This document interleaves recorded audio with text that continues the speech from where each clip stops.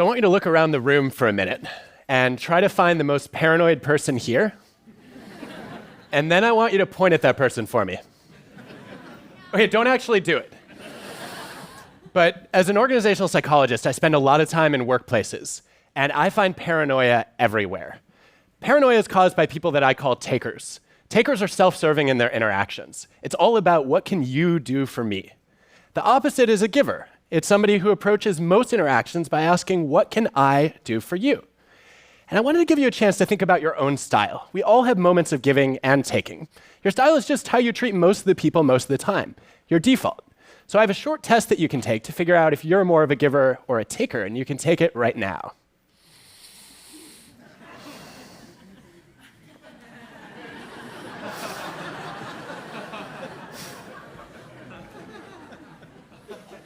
This is the only thing I will say today that has no data behind it, but I am convinced the longer it takes you to laugh at this cartoon, the more worried we should be that you're a taker. Of course, not all takers are narcissists. Some are just givers who got burned one too many times. And then there's another kind of taker that we won't be addressing today, and that's called a psychopath.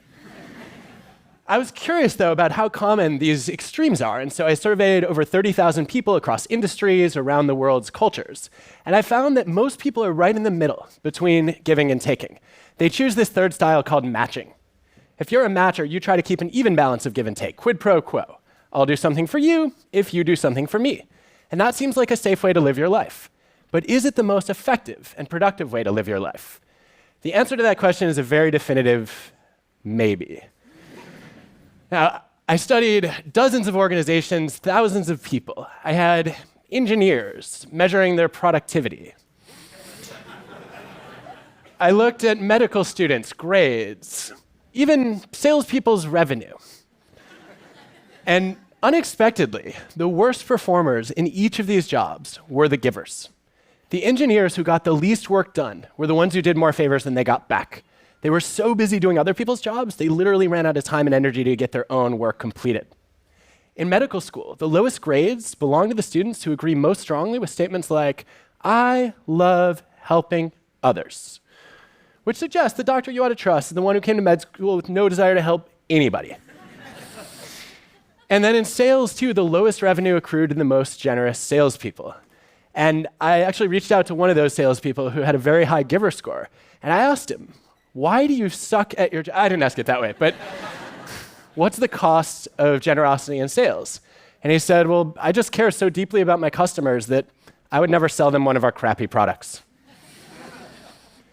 So just out of curiosity, how many of you self-identify more as givers than takers or matchers? Raise your hands.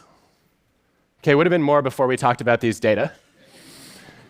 But actually, it turns out there's a twist here, because givers are often sacrificing themselves, but they make their organizations better. We have a huge body of evidence, many, many studies, looking at the frequency of giving behavior that exists in a team or an organization. And the more often people are helping and sharing their knowledge and providing mentoring, the better organizations do on every metric we can measure. Higher profits, customer satisfaction, employee retention, even lower operating expenses. So givers spend a lot of time trying to help other people and improve the team, and then unfortunately they suffer along the way. And I want to talk about what it takes to build cultures where givers actually get to succeed. So I wondered then, if givers are the worst performers, who are the best performers? And let me start with the good news. It's not the takers. Takers tend to rise quickly but also fall quickly in most jobs. And they fall at the hands of matchers. If you're a matcher, you believe in an eye for an eye, a just world. And so when you meet a taker, you feel like it's your mission in life to just punish the hell out of that person. And that way justice gets served. Well, most people are matchers, and that means if you're a taker, it tends to catch up with you eventually. What goes around will come around. And so the logical conclusion is it must be the matchers who are the best performers. But they're not. In every job, in every organization I've ever studied, the best results belong to the givers again. So take a look at some data that I gathered from hundreds of salespeople tracking their revenue. What you can see is that the givers go to both extremes. They make up the majority of the people who bring in the lowest revenue, but also the highest revenue.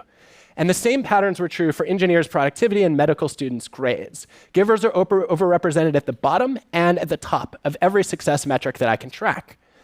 Which raises the question, how do we create a world where more of these givers get to excel? And I want to talk about how to do that, not just in businesses, but also in nonprofits, schools, even governments. Are you ready? All right, I was going to do it anyway, but I appreciate the enthusiasm. The first thing that's really critical is to recognize that givers are your most valuable people, but if they're not careful, they burn out. So you have to protect the givers in your midst. And I learned a great lesson about this from Fortune's best networker. It's the guy, not the cat. His name is Adam Rifkin. He's a very successful serial entrepreneur who spends a huge amount of his time helping other people. And his secret weapon is the 5-minute favor. Adam said, look, you don't have to be Mother Teresa or Gandhi to be a giver. You just have to find small ways to add large value to other people's lives. And that could be as simple as making an introduction between two people who could benefit from knowing each other. It could be sharing your knowledge or giving a little bit of feedback. Or it might be even something as basic as saying, you know, I'm going to try to figure out if I can recognize somebody whose work who has gone unnoticed. And those 5-minute favors are really critical to helping givers set boundaries and protect themselves. And the second thing that matters, if you want to build a culture where givers succeed, is you actually need a culture where help seeking is the norm, where people ask a lot. This may hit a little too close to home for some of you. What you see with successful givers is they recognize that it's okay to be a receiver too.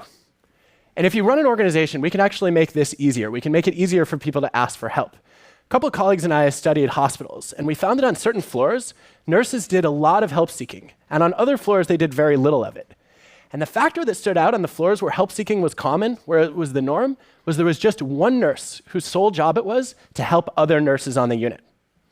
And when that role was available, nurses said, oh, it's not embarrassing, it's not vulnerable to ask for help, it's actually encouraged.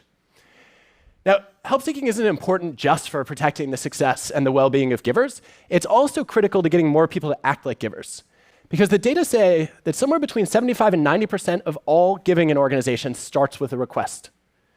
But a lot of people don't ask. They don't want to look incompetent. They don't know where to turn. They don't want to burden others. And yet, if nobody ever asked for help, you have a lot of frustrated givers in your organization who would love to step up and contribute if they only knew who could benefit and how. But I think the most important thing, if you want to build a culture of successful givers, is to be thoughtful about who you let onto your team. I figured you want a culture of productive generosity, you should hire a bunch of givers. But I was surprised to discover, actually, that that was not right. That the negative impact of a taker on a culture is usually double to triple the positive impact of a giver. Think about it this way. One bad apple can spoil a barrel, but one good egg just does not make a dozen.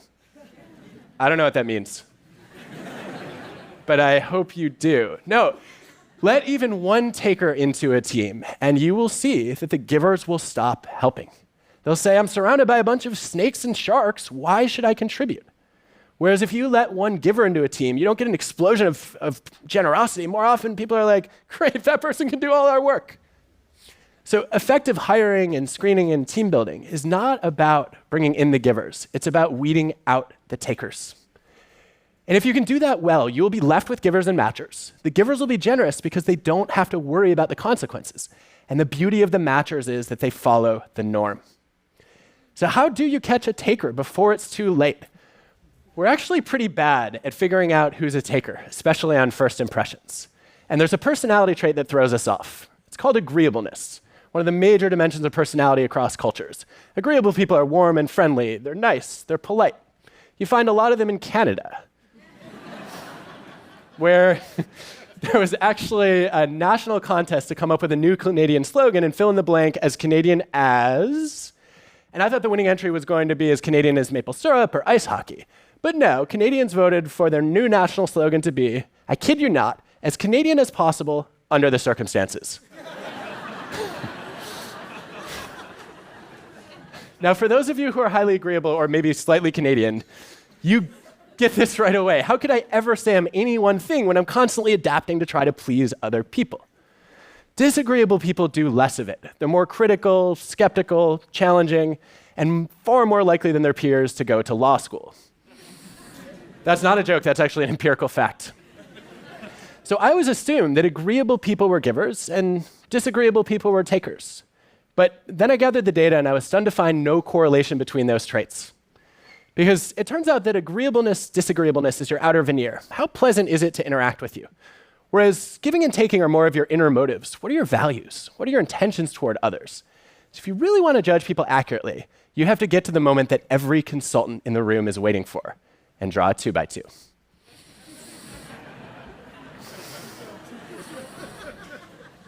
The agreeable givers are easy to spot. They say yes to everything.